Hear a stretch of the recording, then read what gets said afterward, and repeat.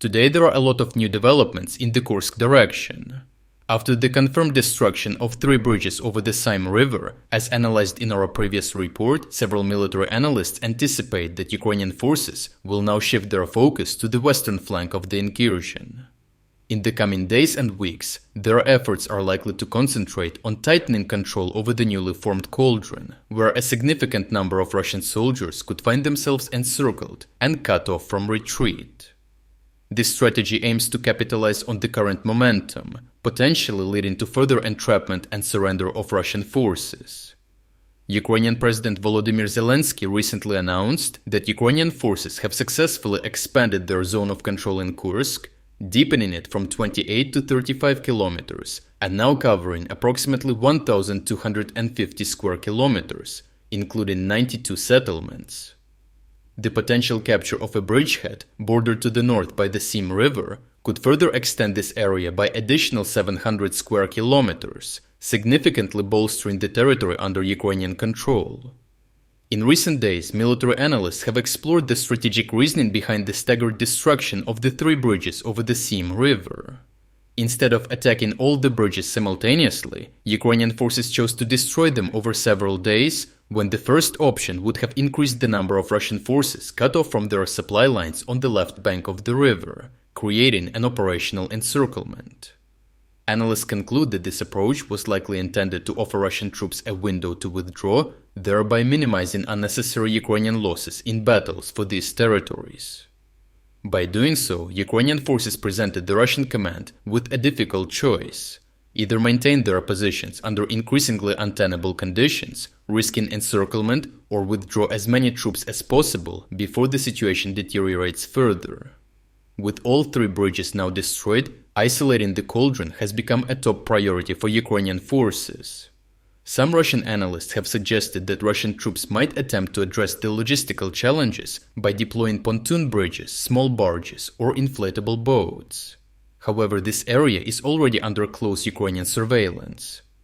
The first Russian pontoon bridges, set up approximately 3 kilometers north of Glushkovo, were swiftly destroyed by Ukrainian forces. This was confirmed by satellite imagery and NASA firm's data, which detects thermal anomalies on the ground in real time, typically used for forest fire monitoring.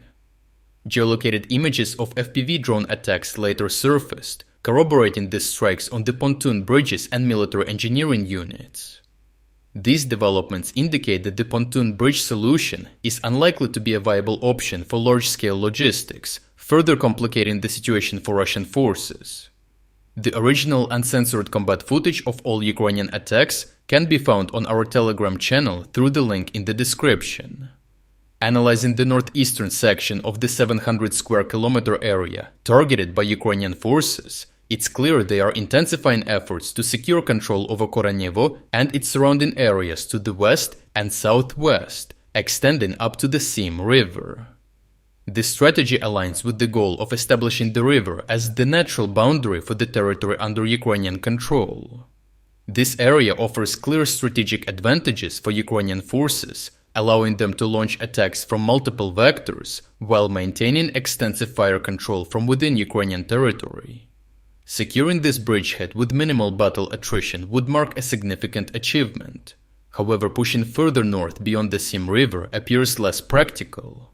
If we look at the topographic map, we can see prominent elevated areas just north of the river, making them difficult for Ukrainian forces to capture and hold.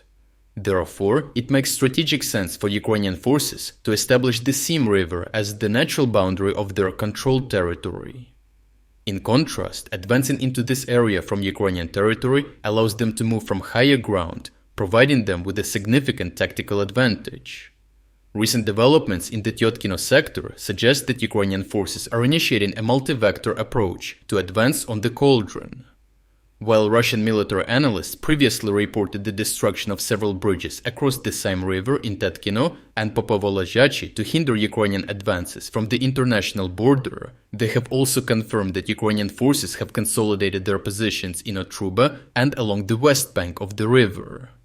Recent geolocated footage shows a MiG-29 fighter jet delivering precision strikes with 2 JDAM-ER guided air bombs, reducing a Russian border post in Tyotkino village to rubble. Additional geolocated images reveal further JDAM-ER strikes on Russian positions within Tyotkino.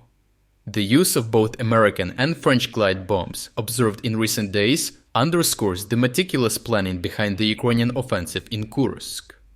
This operation was likely prepared in complete secrecy over several months, possibly even without the full knowledge of Western partners. Overall, the recent sequential destruction of the 3 bridges over the Seym River highlights a strategic decision by the Ukrainian command to maximize territorial gains while minimizing casualties. By isolating this entire area logistically, Ukrainian forces are setting the stage for concentrated efforts in the coming days and weeks to secure control over it. The Russians, facing significant challenges in maintaining supply lines to their trapped troops, will find it increasingly difficult to sustain their positions. This approach suggests that the Ukrainian High Command is effectively achieving the primary objectives of the operation, creating a buffer zone to protect the Sumy region by preemptively securing the most likely route for a Russian attack, and simultaneously capturing a substantial portion of Russian territory. This captured territory could serve as a valuable asset in future negotiations. If you're against the invasion of Ukraine and you want to support the work that I am doing, consider making a purchase in the online store UA Supporter. Here you can find a lot of products with Ukrainian symbols to not only show your support for this channel, but also for Ukraine.